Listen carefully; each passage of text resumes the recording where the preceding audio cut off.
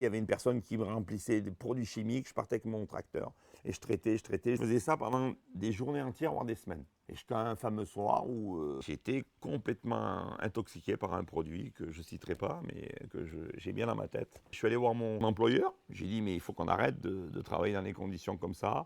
Alors ils m'ont acheté un petit masque et tout, mais voilà quoi, c'était terrible. Pour prendre soin de la terre, il faut prendre soin de l'humain. Et en fait, les deux sont indissociables. J'ai tout remis en question, ce que j'ai pu apprendre à l'école. Aujourd'hui, c'est complètement autre chose que je pratique et la façon dont je regarde mon sol et mes plantes.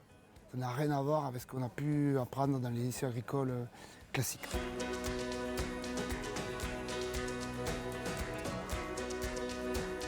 J'étais bénévole dans la ferme familiale qui est orientée sur un mode de production très productiviste et rentabilité.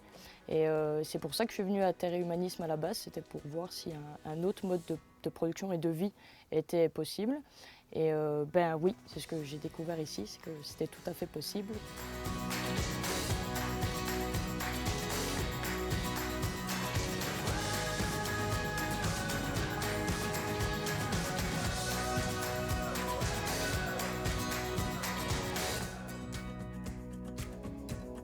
J'ai acheté les engrais, j'ai mis dans mon sang d'oignon, les 100 doses, et j'ai perdu tout. Ce jour-là, j'étais dégoûté. Cette année-là, j'ai eu une mauvaise récolte d'oignons et j'ai perdu.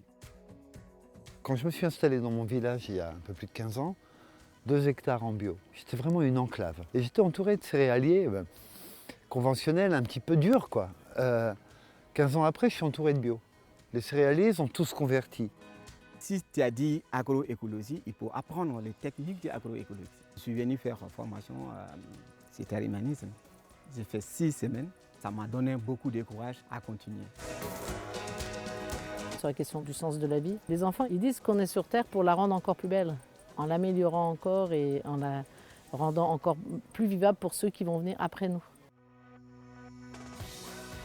L'agroécologie est pour moi non seulement une méthode agronomique qui renoue avec les forces de la vie, qui s'appuie sur les forces de la vie, mais en même temps une éthique qui pourrait être considérée comme une nouvelle approche sociale, puisqu'elle se diversifie en termes de comment produire sa nourriture en quantité, en qualité, et comment régénérer le milieu naturel dégradé.